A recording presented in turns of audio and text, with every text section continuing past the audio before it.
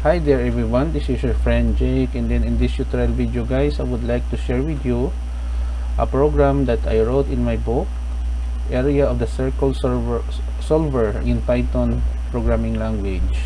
Before we continue, I would like to say thank you so much to all my subscribers. Thank you for your support. We are already at this moment almost 1,000 subscribers. I'm just praying that there's still new viewers and subscribers that will support my channel.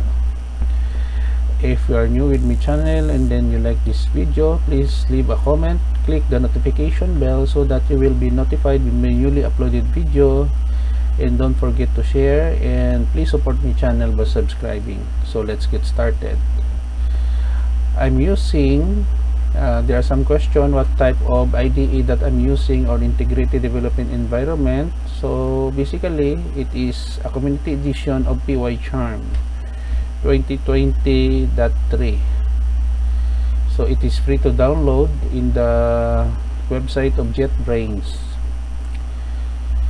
Okay, so we have here the comment on the top, the date, and place here in the Philippines, Bacolod City, Negros Occidental. So we have here the title, Area of the Circle Solver in Python, and then we have here a pie. In this illustration we have here 3.14. so variable radius, float, input into radius of the circle, and then we have here an assignment operator, area equals pi multiply radius times radius, and then we have also here circumference equals 2 multiplied by pi multiplied by radius. One of the distinct characteristic of Python programming language compared with Java, C, C++, C# is that it is a loosely typed programming language. Now let me explain what is loosely typed programming language. Loosely typed programming language are those programming language that enables you to use a variable without declaring the data type. As we can see, we have here the pi, the radius, area, and circumference.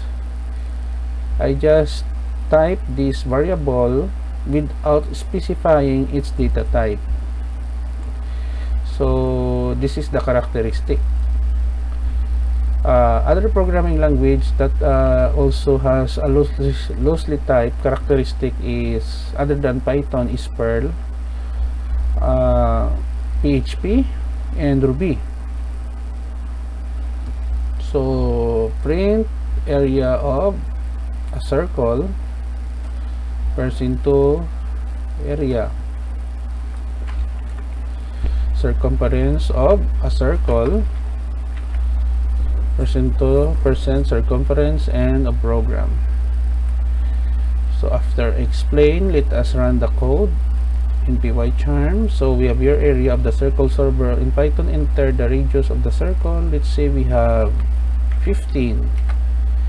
So the area of a circle is 706.50, and then the circumference of the circle is 94.20, and a program. Let us run again the code for the second time.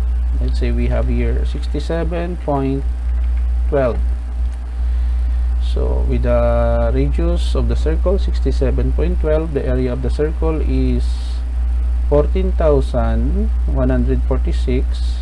the circumference of the circle is 421.51, and of the program. Don't worry guys, because I will put a link in the description below where you can download the complete and free program listing in my websites. Thank you so much for watching guys. I hope to see you around in my next tutorial video.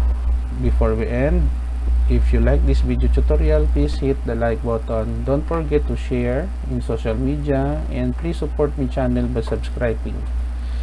I really appreciate your help in my channel.